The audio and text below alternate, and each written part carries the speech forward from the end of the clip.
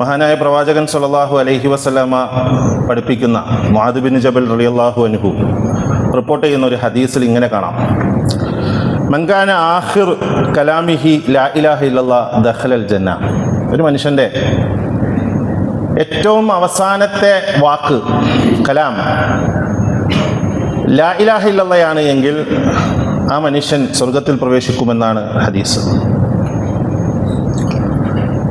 ഒരു മനുഷ്യൻ്റെ അവസാനത്തെ കലാം, നമുക്കറിയാം, മരണാസന്നനായി കിടക്കുന്ന മനുഷ്യൻ്റെ അടുത്ത് നിന്നിട്ട് ആ സഹോദരൻ അല്ലെങ്കിൽ ആ മയ്യത്തിൻ്റെ കുടുംബാംഗങ്ങൾ അദ്ദേഹത്തിന് ചുറ്റും, മയ്യത്താകാൻ അല്ലെങ്കിൽ മയ്യത്തിലേക്ക് കിടക്കുന്ന ആ മനുഷ്യൻ്റെ കുടുംബാംഗങ്ങൾ അദ്ദേഹത്തിന് ചുറ്റും നിന്നിട്ട് ഇങ്ങനെ പ്രോത്സാഹിപ്പിക്കും, പറഞ്ഞു കൊടുക്കും ലാ ഇലാഹ ഇല്ലല്ലാഹ് എന്നൊക്കെ പറയാൻ. അങ്ങനെ അദ്ദേഹത്തെ ഏതോ ട്രസ്റ്റിൻ്റെ പേരിൽ അല്ലെങ്കിൽ ഏതൊക്കെയോ അർത്ഥത്തിൽ ഇങ്ങനെ നിരന്തരം കേട്ടിട്ട് അത് പറയാൻ ശ്രമിക്കും. അങ്ങനെ പറഞ്ഞിട്ട് ഒരു മനുഷ്യൻ മരണപ്പെട്ടു പോകുന്ന സന്ദർഭത്തെക്കുറിച്ചല്ല ഈ ഹദീസ് നമ്മുടെ മുമ്പിൽ പഠിപ്പിക്കുന്നത്. ഒരു മനുഷ്യനെ അവൻ്റെ ജീവിതത്തിൻ്റെ അവസാനം കലാമെന്നാണ് അവിടെ സൂചിപ്പിച്ചതെങ്കിലും കലാമെന്ന പദത്തിനെ ഇമാം നവവി ഉൾപ്പെടെയുള്ള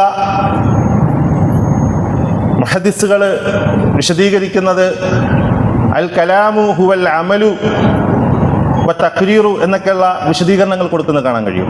അത് വെറും കലാം മാത്രമല്ല, അത് വാക്കുകളാണ്, പ്രവർത്തികളാണ്, അത് അംഗീകാരമാണ് എന്ന് ഹദീസിൻ്റെ വിശദാംശങ്ങളിലുണ്ട്.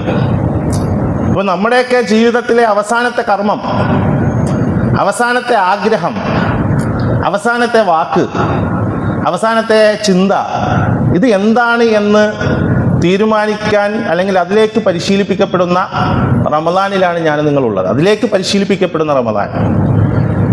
പ്രവാചക ഹദീസുകളിൽ തന്നെ പരിശോധിച്ചാൽ 2 പദങ്ങൾ കാണാൻ പറ്റും. ഒരു പദം ഇങ്ങനെയാണ്: ഇന്നഹു യറാഖ്. ഇന്നഹു യറാഖ്. സാക്ഷാൽ അല്ലാഹു സുബ്ഹാനഹു വ തആല അവൻ നിന്നെ കാണുന്നു എന്നാണ് ആ കലാം. അതിൻ്റെ മുന്നും പിന്നൊക്കെ ഉണ്ട്.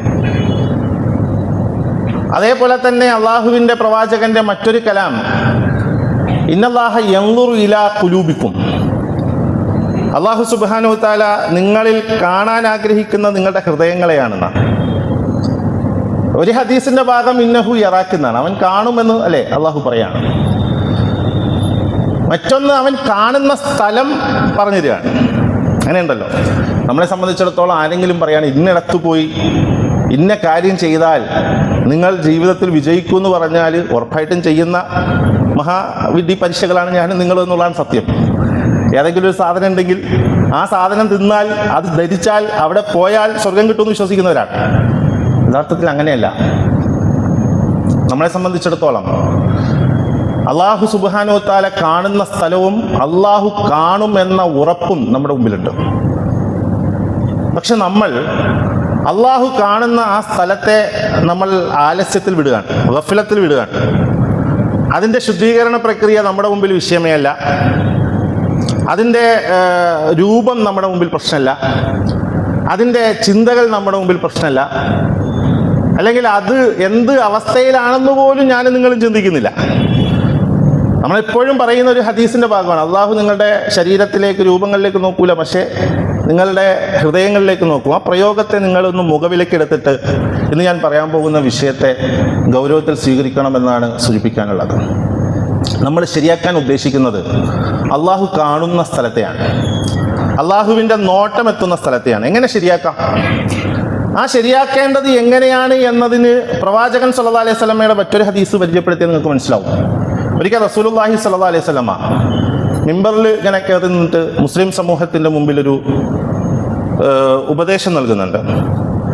ആ ഉപദേശത്തിൻ്റെ രൂപം ഇങ്ങനെയാണ്: ഇന്ന അവ്വലൻ നാസു യഖ്ളാ ഫീഹി യൗമൽ ഖിയാമത്തി സലാസത്തുൻ. ജനങ്ങളിൽ ആദ്യമായിട്ട് ഖിയാമത്ത് നാളിൽ വിധി തീർപ്പാക്കപ്പെടുന്നത് 3 പേരുടെ കാര്യത്തിലാണ്.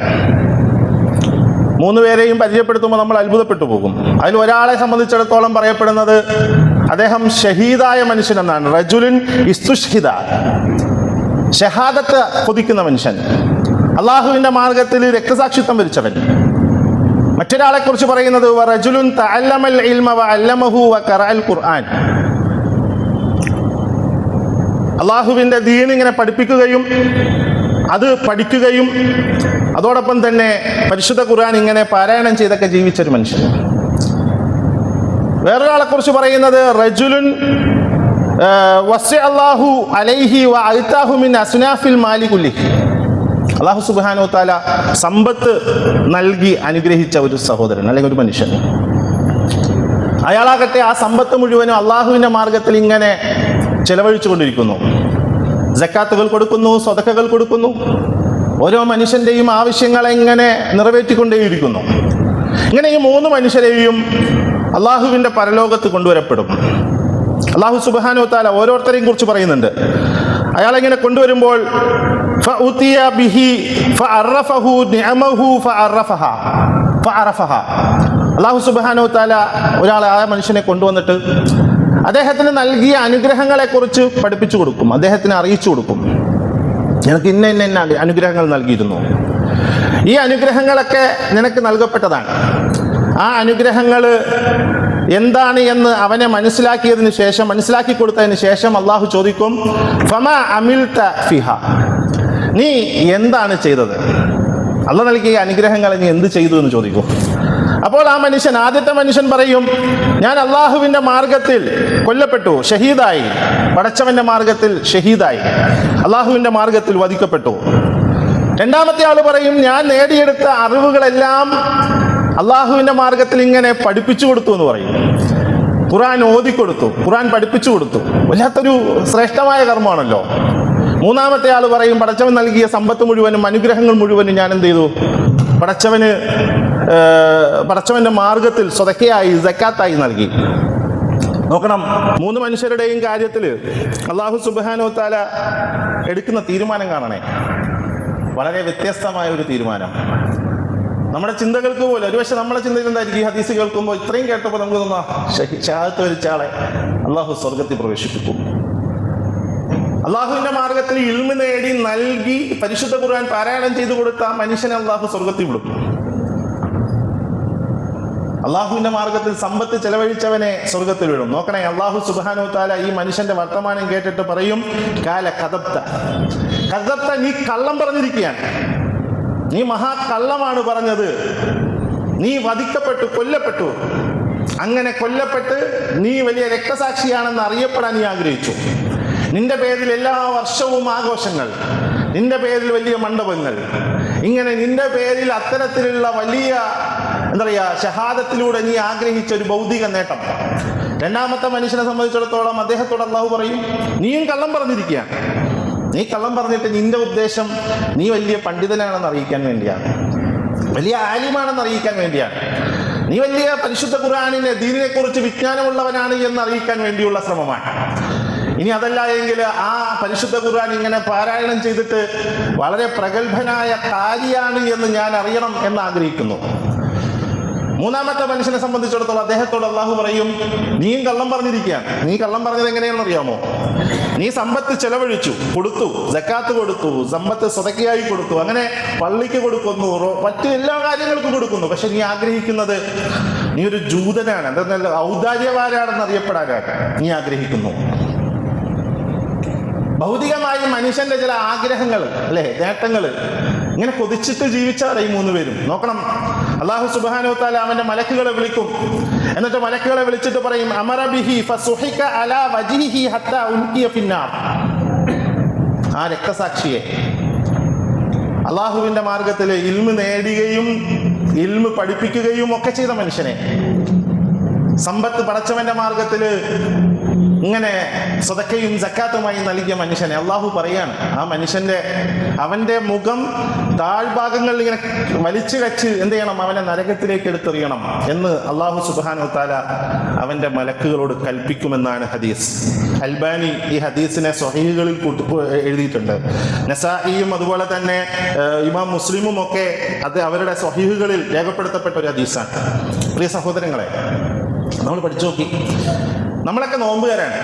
കഴിഞ്ഞ ഇന്നുൾപ്പെടെയുള്ള 19 ദിനരാത്രങ്ങൾ അള്ളാഹുവിൻ്റെ മുന്നിൽ സുജൂദ് കിടന്നവരാണ്.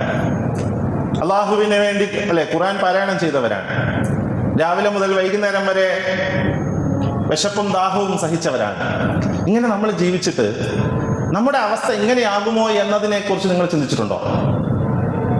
മറ്റൊരു ഹദീസ് നമുക്കറിയുന്ന വളരെ പരിചിതമായ ഹദീസാണ്. നമ്മൾ റമദാനെ വരവേൽക്കുന്ന സമയത്ത് അല്ലെങ്കിൽ അത്തരം പ്രഭാഷണങ്ങൾ കേട്ടിട്ടുണ്ടാവും.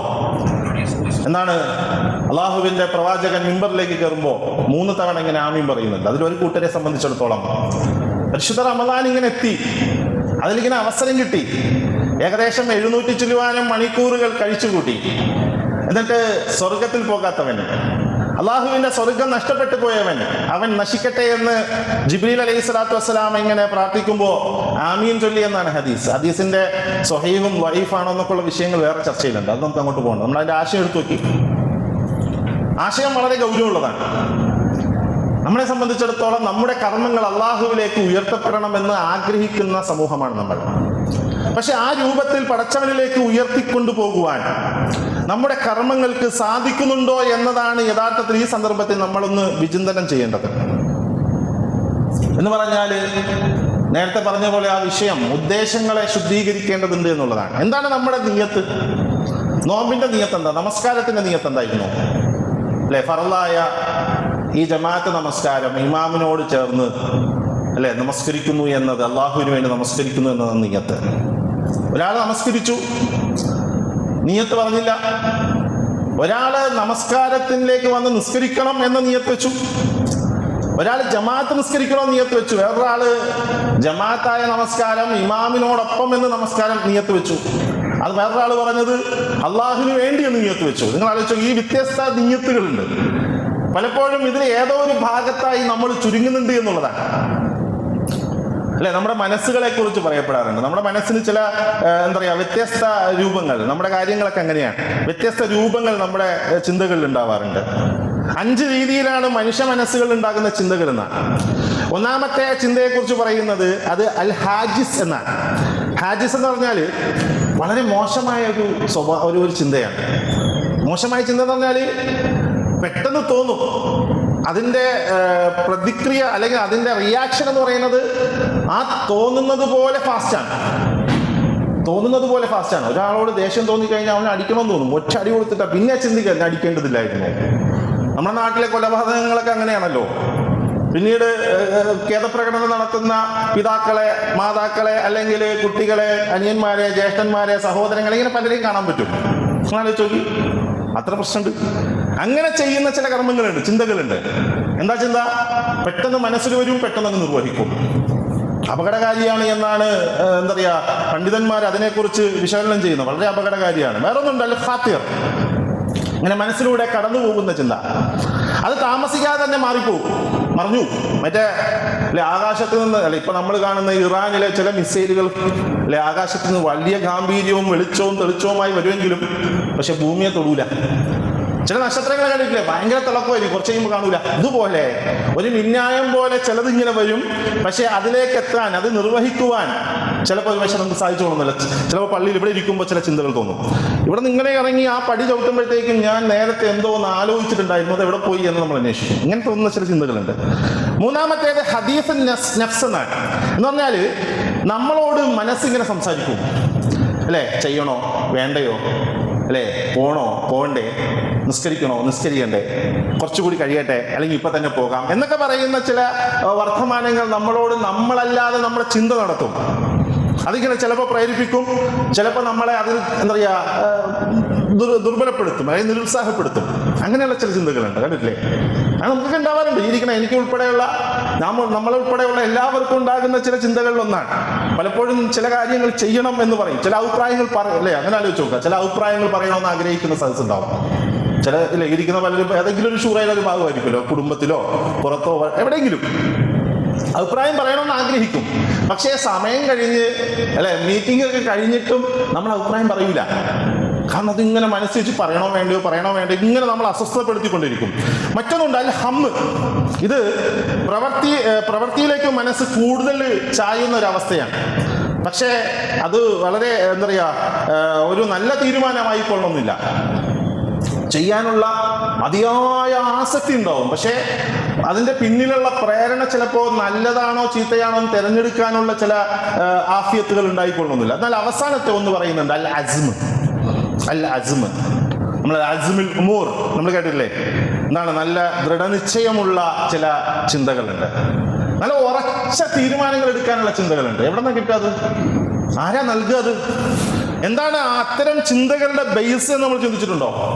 യഥാർത്ഥത്തിൽ ഇസ്ലാം നമ്മളെ പാകപ്പെടുത്തുന്നത് നമസ്കാരത്തിലൂടെ, നോമ്പിലൂടെ, ഹജ്ജും സക്കാത്തും ഇസ്ലാമിലെ സകല നന്മകളിലൂടെയും ഇസ്ലാം നമ്മളെ പാകപ്പെടുത്തുന്നത് യഥാർത്ഥത്തിൽ നല്ല നിശ്ചയദാർഢ്യമുള്ള തീരുമാനമെടുക്കാനാണ്. ഇത് എടുക്കണോ വേണ്ടയോ എന്ന് ആലോചിക്കും. അതിലെ നന്മയും തിന്മയും നമ്മൾ വേർതിരിക്കും. അതിലെ പോസിറ്റീവും നെഗറ്റീവ് എഫക്റ്റുകൾ നമ്മൾ എന്ത് ചെയ്യും? പഠിക്കും. എന്നിട്ട് നമ്മൾ ആ തീരുമാനത്തിലേക്ക് കിടക്കുക. അങ്ങനെയുള്ള തീരുമാനങ്ങളിലേക്ക് എത്താൻ നമ്മളെ പ്രാപ്തമാക്കേണ്ടതുണ്ട്. അതിന് എന്താണ് വഴിയെന്ന് നോക്കുമ്പോൾ മഹാനായ ഇബ്നുൽ ഖയ്യിം റഹ്മഹുല്ലാഹ് അദ്ദേഹത്തിന്റെ ഒരു പ്രയോഗമുണ്ട്. നിങ്ങളുടെ കർമ്മങ്ങൾ ഈ പറയപ്പെട്ടതുപോലെ അസ്മാവണമെങ്കിൽ, അതിന്റെ നിയത്ത് ബലവത്താവണമെങ്കിൽ, അതിന്റെ രൂപവും ഭാവവും ഒക്കെ സ്വീകാര്യമാവണമെങ്കിൽ 3 കാര്യങ്ങൾ നിങ്ങളുടെ കർമ്മങ്ങളിലേക്ക് നിങ്ങൾ എടുത്തു വെക്കണം. ഒന്നാമത്തേത്, ഒരു കർമ്മം നിർവഹിക്കാൻ പോകുന്ന ഞാനും നിങ്ങളും ആദ്യം തീരുമാനിക്കേണ്ട സംഗതി ആർക്ക് വേണ്ടിയാണ് ഇത് ചെയ്യുന്നത് എന്നാണ്. ഞാനൊരു കാര്യം ചെയ്യുമ്പോൾ, ഭക്ഷണം കഴിക്കുമ്പോൾ നമുക്ക് അങ്ങനെ ചിന്തിച്ചു നോക്കി. ഫുഡ് മുമ്പിലുണ്ട്, കഴിക്കാനിരിക്കുകയാണ്. എന്തിന്, ആർക്ക് വേണ്ടിയാണ് എന്ന് ചിന്തിക്കണം അല്ലേ?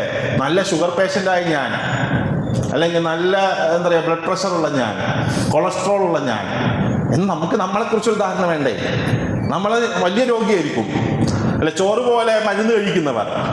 അങ്ങനെയുള്ള ഞാനും നിങ്ങളും ഭക്ഷണത്തളികയുടെ മുമ്പിൽ ആർക്ക് വേണ്ടിയാണ് ഇത് കഴിക്കുന്നത് എന്നുള്ള ബോധം വേണ്ടേ? നമ്മളെ മറന്നിട്ട് കഴിച്ചാൽ നമുക്ക് അപകടം ഉണ്ടാവും, നമ്മൾ തിരിച്ചറിയണ്ടേ? എനിക്കൊരു സുഹൃത്തുണ്ടായിരുന്നു, ഈ കളിയിക്കാള ഭാഗത്തുള്ള ഒരു സുഹൃത്താണ്. അവിടുത്തെ ഒരു പള്ളിയിലെ പ്രധാനപ്പെട്ട ഒരു എന്താ പറയുക കമ്മിറ്റി അംഗമായിരുന്നു. മരിച്ചുപോയി ഒരു 3 വർഷം മുമ്പ്. അദ്ദേഹത്തിന്റെ ഒരു പ്രത്യേകത എന്ന് പറഞ്ഞാൽ അദ്ദേഹം ഹൈ ഷുഗർ പേഷ്യൻ്റാണ്. ഭയങ്കര നല്ല കൂടി നിൽക്കുന്ന സമയങ്ങളുണ്ടാവാറുണ്ട്. ചില സമയം തളർന്നു വീഴും, ആകെ വെപ്രാളം പിടിക്കും. ഇങ്ങനെയൊക്കെയുള്ള ഒരു പ്രത്യേകതയുള്ള ഒരു മനുഷ്യനാണ്. നല്ല മനുഷ്യനാണ്, നല്ല ഔദാര്യവാനായ മനുഷ്യൻ. പടച്ച തമ്പുരാൻ അദ്ദേഹത്തിന്റെ കബറിടം വിശാലമാക്കി കൊടുക്കുമാറാകട്ടെ. അദ്ദേഹത്തിന്റെ അനുഭവം എന്ന് വെച്ചാൽ എവിടെയെങ്കിലും മധുരം കണ്ടാൽ അദ്ദേഹം കഴിക്കും. ആദ്യം ഒന്ന് ചെറുതായിട്ടൊന്ന് ടേസ്റ്റ് ചെയ്യാൻ വിചാരിക്കും, പിന്നെ പരിധി അങ്ങ് വിടും. ഇങ്ങനെ മനുഷ്യന് സ്വന്തത്തെ നിയന്ത്രിക്കാൻ പറ്റാത്ത സന്ദർഭങ്ങളുണ്ടാവും. എന്നാൽ എന്തിനു വേണ്ടി, ആർക്ക് വേണ്ടി എന്ന് ചിന്തിക്കുന്ന ഒരു മനസ്സ് നമുക്കില്ലെന്നുള്ളതാണ്. അവിടെയാണ് ഇബ്നുൽ ഖയ്യിം റഹ്മത്തുള്ളാഹി പഠിപ്പിക്കുന്നത്, നിങ്ങൾ ചെയ്യുന്ന കർമ്മം ആർക്ക് വേണ്ടിയാണ് എന്നത് നിങ്ങൾ എന്ത് ചെയ്യണം? ചിന്തിക്കണം, ആലോചിക്കണം, തീരുമാനിക്കണം അല്ലേ? ഒരു വിശ്വാസിയെ സംബന്ധിച്ചിടത്തോളം, മുഅ്മിനായ ഒരു മനുഷ്യനെ സംബന്ധിച്ചിടത്തോളം, നോമ്പ് നോക്കുന്ന ഒരാളെ സംബന്ധിച്ചിടത്തോളം, നമസ്കരിക്കുന്ന ഒരാളെ സംബന്ധിച്ചിടത്തോളം അവന്റെ കർമ്മങ്ങൾ ആർക്ക് വേണ്ടിയുള്ളതാവണം? ആർക്ക് വേണ്ടിയുള്ളതാവണം? അള്ളാഹുവിന് വേണ്ടിയുള്ളതാവണം. അതിൽ ഒരു തർക്കമില്ലല്ലോ. നമ്മൾ നേരത്തെ പറഞ്ഞല്ലോ, നോമ്പിന്റെ നിയത്ത് വെച്ചു, നമസ്കാരത്തിന്റെ നിയത്ത് വെച്ചു, വുളൂഇന്റെ നിയത്ത് വെച്ചു. നിയത്തുകളെ കുറിച്ച് പഠിക്കുമ്പോൾ തന്നെ നമ്മൾ പഠിക്കേണ്ട ഒരു സംഗതിയുണ്ട്. നിയത്തുകൾ നഷ്ടപ്പെട്ടു പോകുന്ന കർമ്മങ്ങൾ വെറും ആദാത്തുകളാണ് എന്ന് സ്വഹാബെ കിറാമുകൾ പറഞ്ഞു വെക്കുന്നുണ്ട്. ആദാത്തുകൾ വെറും ചടങ്ങാണ്. നിയത്തില്ലാത്ത കർമ്മം ചടങ്ങാണ്. നോമ്പിന് നിയത്ത് വെച്ചില്ലെങ്കിൽ ഇന്നത്തെ നോമ്പ് ഒരു ചടങ്ങാണ് പ്രിയരെ. നിസ്കാരത്തിന് നിയത്ത് വെച്ചില്ലെങ്കിൽ ഇന്നിപ്പോ നമ്മൾ നമസ്കരിച്ച് വെച്ചത് ഒരു ചടങ്ങാണ്. ഒരു ചടങ്ങിനപ്പുറത്തേക്ക് ഒന്നുമില്ല അല്ലെ? ഒന്നു എടുത്തു, എന്താ ഒന്നുവിന്റെ നിയത്ത്? വെറും കയ്യും കാലും മുഖം കഴിവാനല്ലോ. നമ്മളെ സംബന്ധിച്ചിടത്തോളം അല്ലെ, നമ്മള് വജഅൽനി മിനൽ മുത്തതഹിരീന വജഅൽനി മിനൽ ഇബാദിക സ്വാലിഹീൻ എന്ന് പ്രാർത്ഥിച്ചിട്ടാണ് നമ്മൾ നമ്മുടെ മുസല്ലയിലേക്ക് കിടക്കുന്നത്. ലക്ഷ്യം അതാണ്. അത്തരത്തിലൊരു ശുദ്ധീകരണം എൻ്റെ ഹൃദയത്തിന്, കർമ്മത്തിന് ഉണ്ടാകണമെന്ന് പറയുന്ന അത്തരമൊരു ശുദ്ധീകരണ പ്രക്രിയ വുദൂയിലൂടെ സാധ്യമാകുന്നില്ല എങ്കിൽ ആ സംഗതി എന്നാണ് വെറും കയ്യും കാലും മുഖവും കഴിയുന്ന ഒരു ആദാത്ത് മാത്രമാണ്, അതിനപ്പുറത്തേക്കൊന്നുമില്ല. അതുകൊണ്ട് നിയ്യത്തിന് പ്രാധാന്യമുണ്ട്, നിയ്യത്തിന്റെ നിർവഹണത്തിന് പ്രാധാന്യമുണ്ട്. അതുകൊണ്ടാണ് ഞാൻ പറഞ്ഞത്, നമസ്കരിക്കുന്നു എന്ന് നിയ്യത്ത് വെച്ചിട്ട് കാര്യമില്ല, ജമാഅത്തായി നമസ്കരിക്കുന്നു എന്ന് നിയ്യത്ത് വെച്ചിട്ട് കാര്യമില്ല. എന്താ വേണ്ടത്? എന്റെ നമസ്കാരം ജമാഅത്തായിട്ട് അള്ളാഹുവിന് വേണ്ടി എന്ന് പറയുന്ന ആ അണ്ടർലൈൻ ചെയ്യപ്പെടേണ്ടുന്ന ഒരു ഭാഗം ഉണ്ടല്ലോ. അതാണ് ഇബ്നുൽ ഖയ്യിം വലില്ലാഹി, നിങ്ങളുടെ കർമ്മങ്ങൾ അള്ളാഹുവിന് വേണ്ടിയാകണം എന്നതാണ് ഒന്നാമത്തെ തീരുമാനം. നിങ്ങളുടെ കർമ്മങ്ങളെ അസ്മാക്കാൻ, നിശ്ചയദാർഢ്യമുള്ളതാക്കാൻ, നിങ്ങളുടെ കർമ്മങ്ങൾ അള്ളാഹുവിന്റെ അടുക്കൽ പ്രിയപ്പെട്ടതാവാൻ, സ്വീകാര്യമായതാവാൻ എന്താ ചെയ്യേണ്ടത്? ഒന്നാമതായി നമ്മൾ നിർവഹിക്കേണ്ടത് എന്റെ കർമ്മം അള്ളാഹുവിന് വേണ്ടിയുള്ളതാണ് എന്ന് നിശ്ചയിക്കണം. മറ്റൊന്നിനും എനിക്ക് വീതിച്ചു കൊടുക്കാനില്ല. അത് ഏതൊരു കർമ്മവും അങ്ങനെയാണ്. എൻ്റെ വിവാഹ ജീവിതം അല്ലെ, എൻ്റെ സാമ്പത്തിക ജീവിതം, എൻ്റെ സാമൂഹിക രാഷ്ട്രീയ ജീവിതം, അങ്ങനെ തുടങ്ങി ഞാൻ അടങ്ങുന്ന എൻ്റെ വ്യക്തി മുതൽ അങ്ങ് അന്താരാഷ്ട്രം വരെയുള്ള ഏത് സംഗതിക്കും ലില്ലാഹി തആല അള്ളാഹുവിന് വേണ്ടി നിർവഹിക്കുന്നു എന്ന് പറയണമെന്നത് അല്ലെങ്കിൽ എന്ന് തീരുമാനിക്കണം എന്നതാണ് നമ്മുടെ കർമ്മങ്ങൾ അസ്മാവാൻ, ദൃഢമാകുവാൻ ഏറ്റവും അഭികാമ്യമായി ഉണ്ടാകേണ്ടുന്ന ഒന്ന്. മറ്റൊന്ന്, മഹാനായ ഇബ്നു മസ്ഊദ് റളിയല്ലാഹു അൻഹുവിന്റെ ഒരു ഖൗല് നമുക്ക് കാണാൻ പറ്റും. അദ്ദേഹം നമ്മളെ പഠിപ്പിക്കുന്നുണ്ട്, എന്താണ് ഇബ്നു മസ്ഊദ് പഠിപ്പിക്കുകയാണ്, ലാ യൻഫഉ ഖൗലു ഇല്ലാ ബി അമൽ വലാ യൻഫഉ ഖൗലുൻ വ അമലുൻ ഇല്ലാ ബി നിയ്യത്ത് വലാ യൻഫഉ ഖൗലുൻ വ അമലുൻ വ നിയ്യത്തുൻ ഇല്ലാ ബിമാ യുവാഫിഖു സുന്നഹ്. അതാണ് അദ്ദേഹത്തിന്റെ ഒരു കൗല്. എന്ന് പറഞ്ഞാല് ലാ യൻഫഉൽ ഖൗൽ, ഒരു കൗല്, ഒരു സംസാരം, ഒരു വർത്തമാനം, അത് എന്ത് ചെയ്യൂല, ഉപകാര പ്രയോജനപ്പെടുകയില്ല, ഇല്ലാ ബി അമൽ, അതൊരു കർമ്മത്തിലേക്ക് കണക്ട് ചെയ്യാതെ. ഒരു കർമ്മവും കൗല് മാത്രം പറ്റൂല, കൗലും പ്ലസ് അൽ ഫിഅല് അല്ലെ, വാക്കും കർമ്മവും കൂടി ചേരുമ്പോഴാണ് ആ സംഗതി പ്രയോജനപ്രദമാവുക.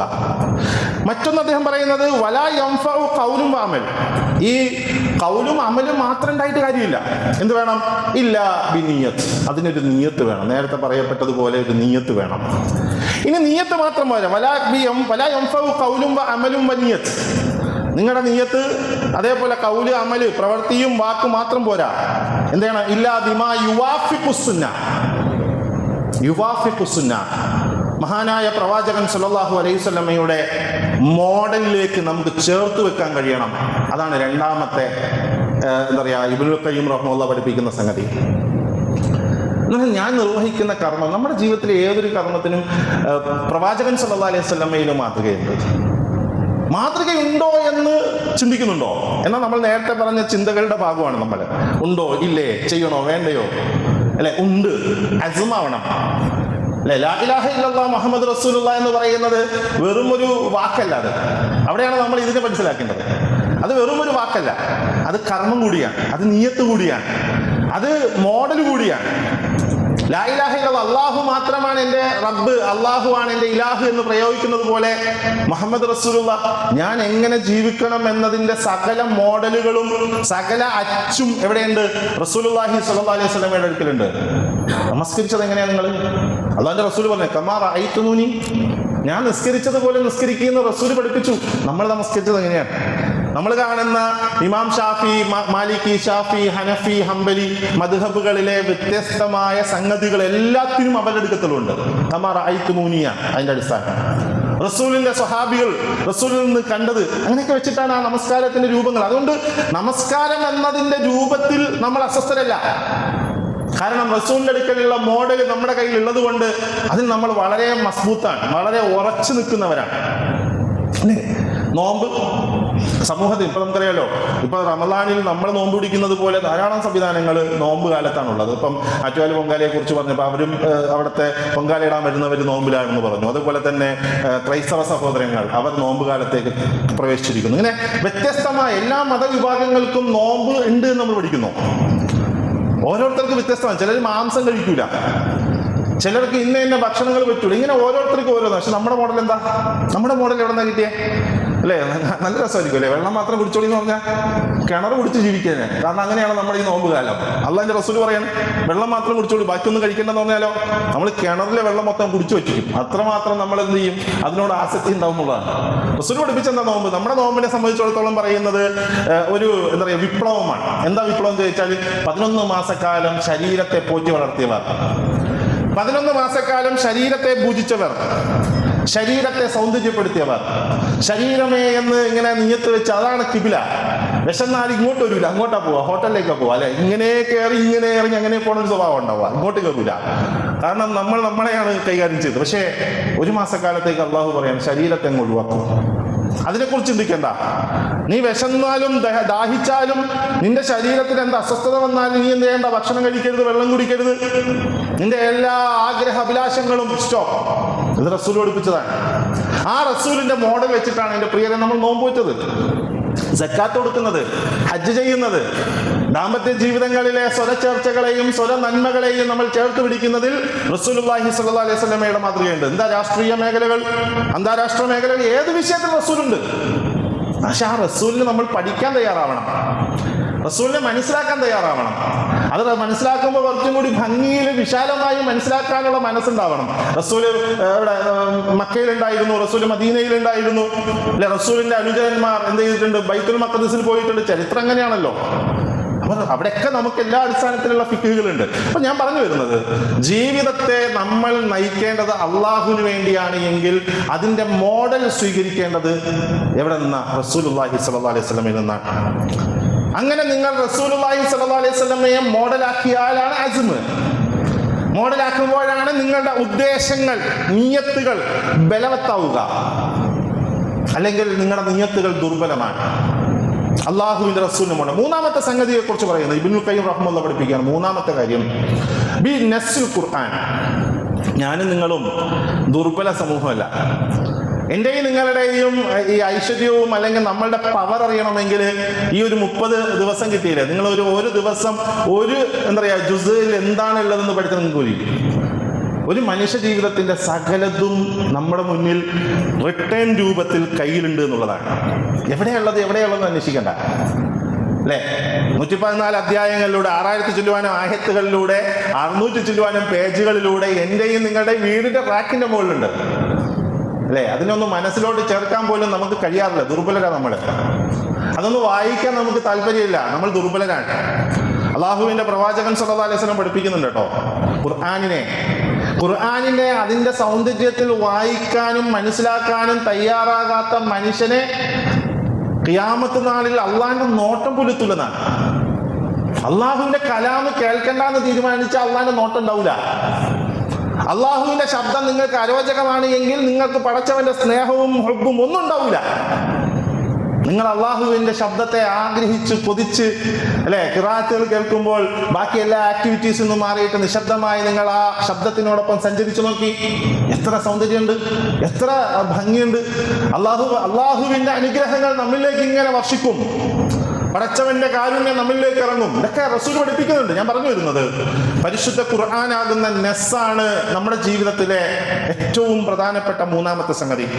അപ്പം അള്ളാഹുവിന് വേണ്ടി പ്രവാചകൻ സല്ലല്ലാഹു അലൈഹി വസല്ലമയുടെ മോഡലിൽ, ഖുർആനിന്റെ തെളിവിൽ, വെളിച്ചത്തിൽ ജീവിതത്തെ ക്രമീകരിക്കുക എന്നതാണ് എൻ്റെ ഉദ്ദേശങ്ങൾ ശക്തിപ്പെടുക എന്നതിൻ്റെ അടിസ്ഥാനം. അപ്പോൾ നിങ്ങൾ ആലോചിച്ചു, നോമ്പിന്റെ ഉദ്ദേശം എന്താ? നോമ്പിന്റെ ഉദ്ദേശം പകലിലെ പട്ടിണി മാത്രമല്ല. നോമ്പിന്റെ നിയ്യത്ത് എന്ന് പറയുന്നത് അന്നീയത്തു ബി തഖ്വ. തഖ്വ നോമ്പിന്റെ നിയ്യത്താണ് അല്ലേ? എനിക്കും നിങ്ങൾക്കും വിശപ്പും ദാഹവും സഹിക്കാൻ കഴിഞ്ഞു എന്നതിന്റെ അടിസ്ഥാനത്തിൽ, നിയ്യത്തിന്റെ അടിസ്ഥാനത്തിലാണ് എങ്കിൽ അതേ നിയ്യത്ത് തന്നെയാണ് തഖ്വ എന്ന് പറയുന്നത്. ലഅല്ലക്കും തത്തഖൂൻ. തഖ്വയും സാധിക്കും, ഈമാനും സാധിക്കും, മഗ്ഫിറത്ത് സാധിക്കും, അഫ്വ് സാധിക്കും, ദുഖൂലുൽ ജന്ന സാധിക്കും, ഇത്ഖിൻ നാർ സാധിക്കും. ആലോചിച്ച് നോക്കി, പരിശുദ്ധ റമളാൻ അത്രയേറെ വിശാലല്ലേ? വെറും പട്ടിണി കിടന്ന് ജീവിച്ചു തീർക്കാനുള്ളതല്ല. ഈ പറയപ്പെട്ട മൂല്യങ്ങളൊക്കെ ജീവിതത്തിന്റെ ഭാഗമാക്കുക എന്നതാണ് റമളാൻ നമ്മളെ പഠിപ്പിക്കുന്ന നിയ്യത്ത്. ആ നിയ്യത്തിനെ വിഫലമാക്കിയിട്ട് രാത്രി മുതൽ വൈകുന്നേരം വരെ പട്ടിണി കിടക്കുന്ന നിയ്യത്തിലാണ് ഞാനും നിങ്ങളും ഉള്ളത് എങ്കിൽ എൻ്റെ പ്രിയരെ, നമ്മുടെ നിയ്യത്തുകൾ ഒന്നും കൂടി ഒന്ന് ശുദ്ധീകരിക്കണം. നിയ്യത്തിനെ കുറിച്ച് വേറൊരു ഭാഗം നമുക്ക് കാണാൻ പറ്റും. ശൈഖുൽ ഇസ്ലാം ഇബ്നു തൈമിയ്യയുടെ ഒരു വിശകലനമുണ്ട്. നല്ല രസകരമായ വിശകലനമാണ്. എന്താണെന്ന് ചോദിച്ചാൽ, നിയ്യത്ത് എന്ന് പറയുന്നത് വെറും ഒരു ചിന്തയുടെ ഭാഗമല്ല, അത് ക്ഷമയോടെ നിർവഹിക്കപ്പെടേണ്ടുന്ന കർമ്മത്തിന്റെ ഭാഗമാണ്. എന്ന് പറഞ്ഞാൽ എന്താ? ക്ഷമയോടെ നിർവഹിക്കപ്പെടേണ്ടുന്ന കർമ്മത്തിന്റെ ഭാഗം. നമ്മൾ അറിയില്ലേ, നാളെ വരണം, ഇൻഷാ അല്ലാഹ് വരാം, കല്യാണത്തിന് വരണം, ഇൻഷാ അല്ലാഹ് വരാം. ഒരു ഇൻഷാ അല്ലാഹ് പ്രയോഗം ഉണ്ടല്ലേ? ആ ഇൻഷാ അല്ലാഹ് എന്തുകൊണ്ട് ദുർബലമായും ചോദിച്ചു കഴിഞ്ഞാൽ നമ്മൾ മനസ്സിലാക്കണം, ആ ദുർബലമാകാനുള്ള കാരണം ഇതാണ്. ഒരു കാര്യത്തിന് ഞാൻ ഓക്കെ എന്ന് തീരുമാനിച്ചാൽ ആ ഓക്കെ ആകുന്ന കാര്യത്തിലേക്ക് ഒരുങ്ങാനുള്ള പ്രീ പ്ലാൻ നമുക്ക് വേണം. ആ പ്രീ പ്ലാനിന് ശേഷം അത് നിർവഹിക്കുന്ന ചിട്ട ഉണ്ടാവണം.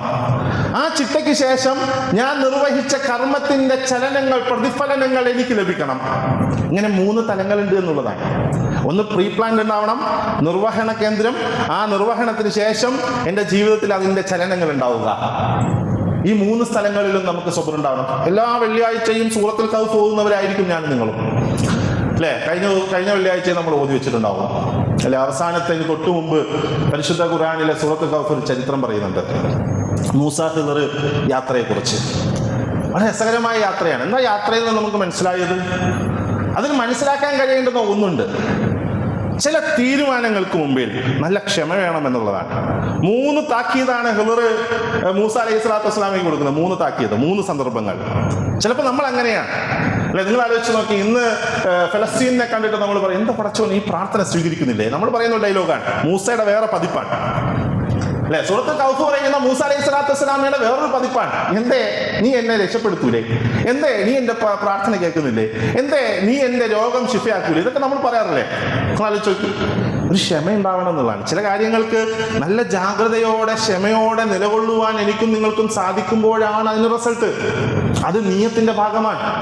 നോമ്പിന്റെ നീയത്ത് വെച്ചു, രാവിലെ മുതൽ വൈകുന്നേരം വരെയുള്ള എല്ലാ പട്ടിണിയും കറക്റ്റായി, എന്നാൽ നോമ്പിന് മഗ്‌രിബിന്റെ ബാങ്ക് കൊടുത്തു, അവയെ എല്ലാം തട്ടിപ്പൊളിച്ച് ജീവിതം എന്താ പറയുക അലങ്കോലമാകുന്നു.